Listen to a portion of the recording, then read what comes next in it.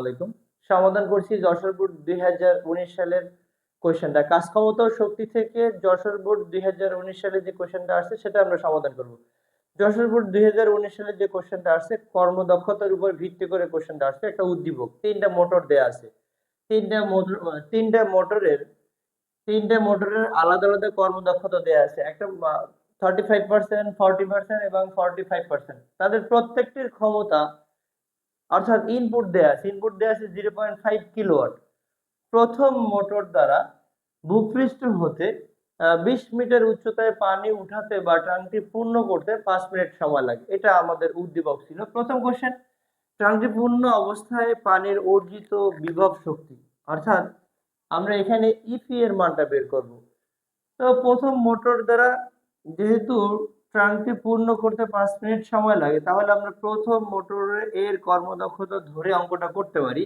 তাহলে লেখা যায় ইটা ইকুয়াল লেখা যায় পি আউটপুট বাই হলো পি ইনপুট ইনটু হলো 100। এখন এই ইটের মান কিন্তু পার্সেন্টে দেয়া আছে, আর আমাদের এই রাইট সাইডের সমীকরণে তাও পার্সেন্টে, তাহলে উভয় পাশ থেকে আমরা পার্সেন্ট বাদ দিয়ে দিতে পারি।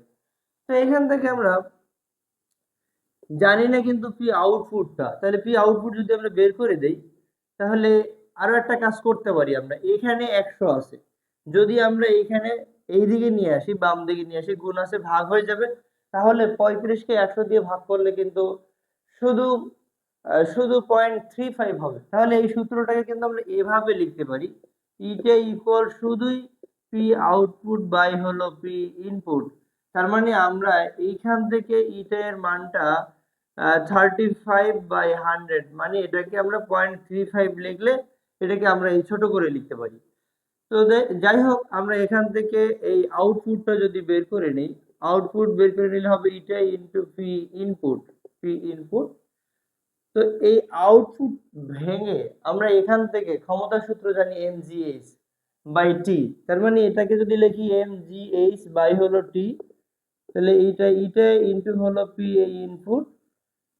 তো mgh মানে এটাই হবে ইপি মানে এটা বিভব শক্তি আমরা বলতে পারি, অথবা ইপি mgh মানে বিভব শক্তি মানে ভি ইজ ইকুয়াল টু হবে তাহলে ইটা ইনটু পি ইনপুট ইনটু হলো এই টাইম।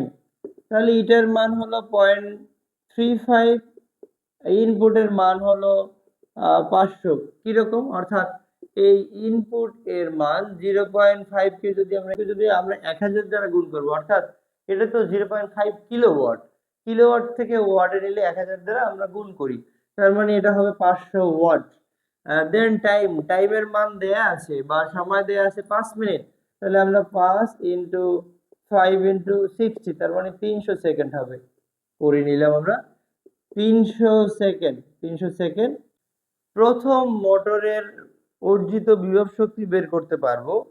প্রথম মোটরের অর্জিত বিভব শক্তির পরিমাণ হবে 0.35 ইন্টু হলো 500 ইন্টু 300, তাহলে এখান থেকে আসছে 52,500।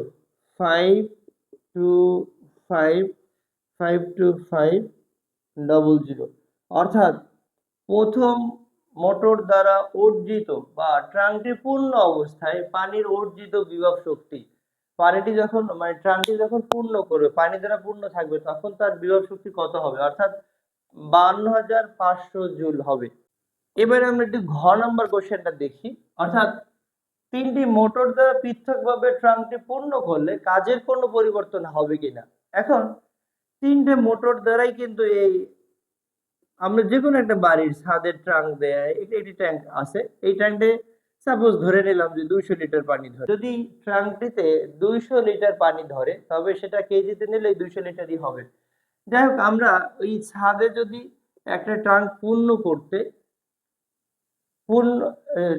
ছাদের ট্যাঙ্ক পূর্ণ করব তিনটি ভিন্ন ভিন্ন মোটর দিয়া, কাজ হলো ট্যাঙ্কটি পূর্ণ করা, অর্থাৎ কত লিটার পানি ধরে সেটা পূর্ণ করা। তাহলে কাজ টোটাল তিনটা মোটর দিয়ে কাজ কিন্তু একটাই, অর্থাৎ মোটরটা মানে ট্যাঙ্কটা পূর্ণ করব।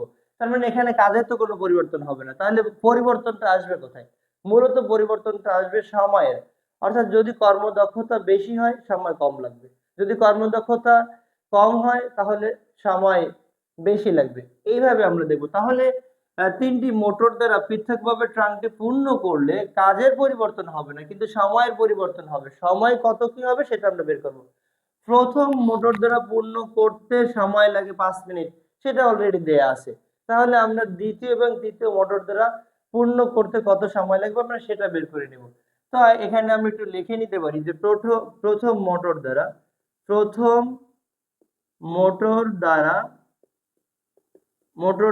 ট্রাঙ্কটি পূর্ণ করতে সময় লাগে, ট্রাঙ্কটি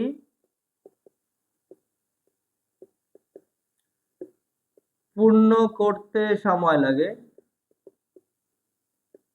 করতে সময় লাগে 5 মিনিট, এটা দেয়া আছে 5 মিনিট।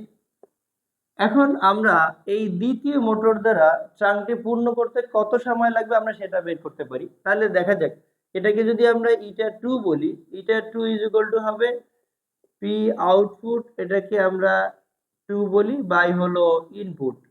এখন এইখানে একটা জিনিস আমাদের খেয়াল করতে হবে যে প্রত্যেকটা মোটরের ক্ষমতা কিন্তু একই দেয়া আছে, অর্থাৎ ইনপুট প্রদত্ত ক্ষমতা কিন্তু ফিক্সড দেয়া আছে 0.5 কিলোওয়াট, মানে 500 ওয়াট হবে।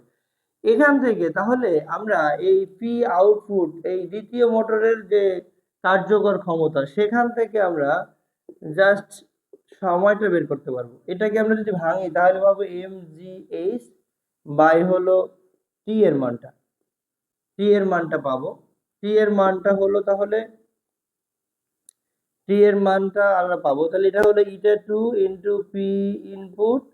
আর এখান থেকে যদি আমরা করে নেই, তার মানে এই T2 into eta 2 into P input, এটা হবে, যদি আমরা সাইড ট্রান্সফার করি, T2 into eta 2 into P input, আর রাইট সাইডে হবে আমাদের mgh। তো আমরা এখান থেকে জাস্ট যদি T2 এর মানটা বের করি তাহলে এটা হবে mgh, আর ভাগ করে দেবো ইটা 2 ইন্টু পি ইনপুট দ্বারা। এখন আমরা কিন্তু এই বিভব শক্তির মানটা গ নাম্বারে, অর্থাৎ ট্রাঙ্কটি পূর্ণ অবস্থায় পানির অর্জিত বিভব শক্তির মান জানি। বিভব শক্তির মান হলো 52,500। এখন আমি যদি ইন্ডিভিজুয়ালি আবার এম এর মানটা বের করে নেই, অর্থাৎ ওই ট্রাঙ্কে কিন্তু পানি ফিক্সডই হবে, এটা বের করার আর দরকার নেই। জি এর মান ফিক্সড আছে এবং এইচ এর মান 20 মিটার উচ্চতায়, আর আলাদা করে দেয়া নেই। তার মানে এখানে 52,500ই হবে। এখানে জাস্ট বিভব শক্তির মান হবে 52,500 জুল। ইটা 2 এর মান হলো 0.40, বা শুধু 4 লিখলে হবে, আর ইনপুটের মান তো হলো 500। তাহলে এখানে আমাদের কত সময় লাগে আমরা সেটা একটু বের করতে পারতেছি, দেখি। 52,500কে যদি আমরা 0.4 ইন্টু এই 500 দ্বারা ভাগ করি, তাহলে এখান থেকে কিন্তু আমরা সময় কত লাগে সেটা পাই। সময় লাগে 262.5 সেকেন্ড, 262.5 সেকেন্ড লাগে। তাহলে আমরা যদি মিনিটে হিসাব করি, অর্থাৎ যদি আমরা 262.5 সেকেন্ডকে 60 দ্বারা ভাগ করে দেই, তাহলে আমাদের কত মিনিট সময় লাগবে সেটা বের করতে পারি। 4.375 মিনিট সময় লাগে। তাহলে বোঝা যাচ্ছে প্রথম মোটরের কর্মদক্ষতা ছিল 35, সময় লাগছিল 5 মিনিট। দ্বিতীয় মোটরের কর্মদক্ষতা হলো 40%, সময় লাগছে 4.375, অর্থাৎ একটু কম সময় লাগছে। এবারে যদি 45% কর্মদক্ষতা হয় তৃতীয় মোটর, তাহলে কর্মদক্ষতা আরেকটু কম লাগবে। তাহলে আমরা একদম ফাইনালি আবার একই ইকুয়েশনটাই পাবো। এটাকে যদি আমরা লিখি T3 ইকুয়াল, আমরা লিখতে পারি জাস্ট বিভব শক্তি mgh, বিভব শক্তিকে আমরা ভাগ করব ইটা 3 ইন্টু ইনপুট দ্বারা, অর্থাৎ তিনটা মোটরেরই কিন্তু ইনপুট প্রদত্ত ক্ষমতা অপরিবর্তনীয়। আমরা বিভব শক্তির মান জানি 52,500 জুল জানি, 52,500 জুল। এটাকে আমরা ইটা 3, অর্থাৎ ইটা 3 মানে 0.45 ইন্টু ইনপুট, মানে 0.5 কে 1000 দ্বারা গুণ করলে হবে 500 দ্বারা ভাগ করব। অর্থাৎ আমরা যদি বিভব শক্তিকে 0.45 ইন্টু 500 দ্বারা ভাগ করি, তাহলেই কিন্তু তৃতীয় মোটর দ্বারা ট্রাঙ্কটি পূর্ণ করতে কত সময় লাগবে সেটা বের করতে পারবো। 52,500কে আমরা ভাগ করব 0.45 ইন্টু 500 দ্বারা, তাহলে এটা 233.33 সেকেন্ড সময় লাগে। তৃতীয় মোটর দ্বারা ট্রাঙ্কটি পূর্ণ করতে 233.33 সেকেন্ড সময় লাগে। তো এটাকে যদি আমরা মিনিটে নেই, তাহলে এই 233.33 সেকেন্ডকে জাস্ট 60 দ্বারা ভাগ করব। 60 দ্বারা ভাগ করলে এটা 3.88 সেকেন্ড সময় লাগে। তাহলে বলা যায় যে ট্রাঙ্কটি পূর্ণ করতে, অর্থাৎ ভিন্ন ভিন্ন ক্ষমতার মোটর দ্বারা ট্রাঙ্কটি পূর্ণ করতে, অর্থাৎ এই জাস্ট 52,500 বিভব শক্তি অর্জিত করতে। বিভব শক্তি মানে কি, ওইখান থেকে আমরা যদি এখান থেকে কিন্তু আমরা এম এর মানটা বের করতে পারি। তাই এম এর মানটা কেমনে বের করবো? এম ইজ ইকুয়াল টু হবে অবশ্যই 52,500কে যদি আমরা জি এবং এইচ এর মান দিয়ে ভাগ করে দিই। জি হলো 9.8 এবং এইচ এর মান হলো 20।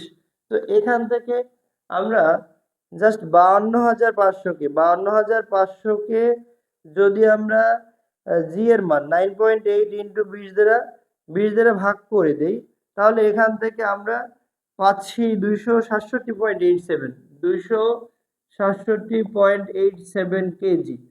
তো আমাদের কিন্তু এটা আলাদা করে বের করার দরকার নেই। যদি আমরা এই 267.87 কেজি পানি উত্তোলন করতে চাই, তাহলে প্রথম মোটরের সময় লাগবে 5 মিনিট, যার কর্মদক্ষতা 35%।